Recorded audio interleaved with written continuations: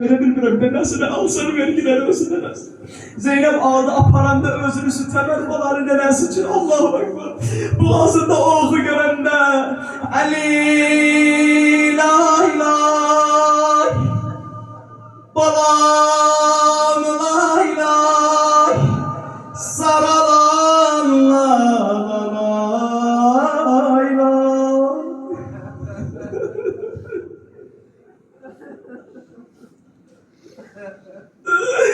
Ali la ilahe balam la ilahe saralan la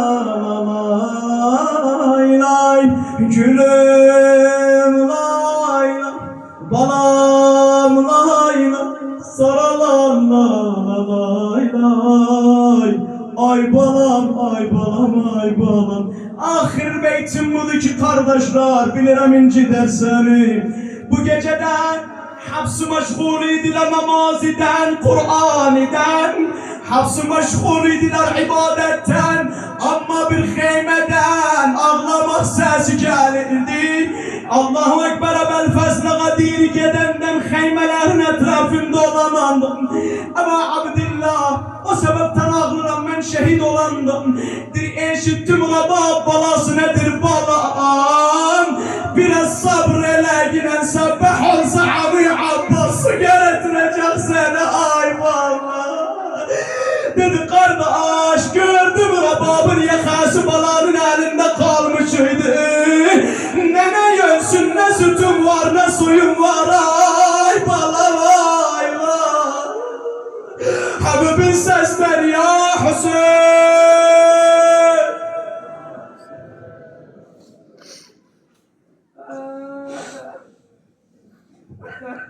Ali lay lay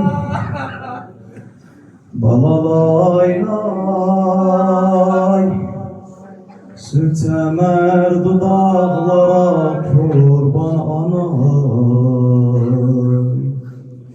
Ali lay lay bala lay lay sürtemer dudaklara kurban balım sütemer balam balam balım. Allah kimsəni balasını elinden almasın. Ama Allah'ın emrine etiraz yoktu kardeşler.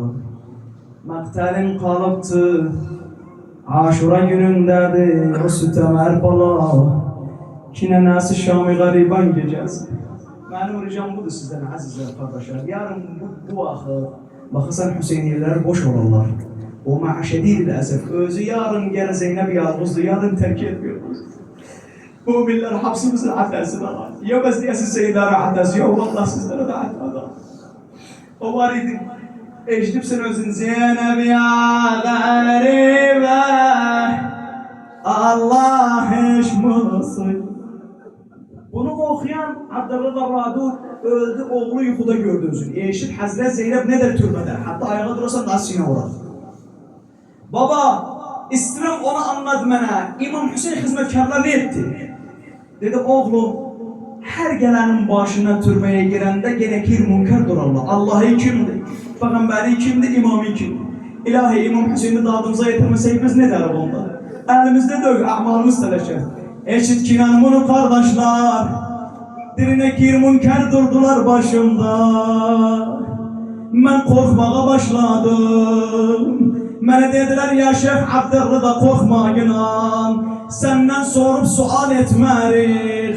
Ama bir talabımız var senden. Nedir talab? Dediler bizim çok günah. Zeynep ya garibe Allah eş musibet.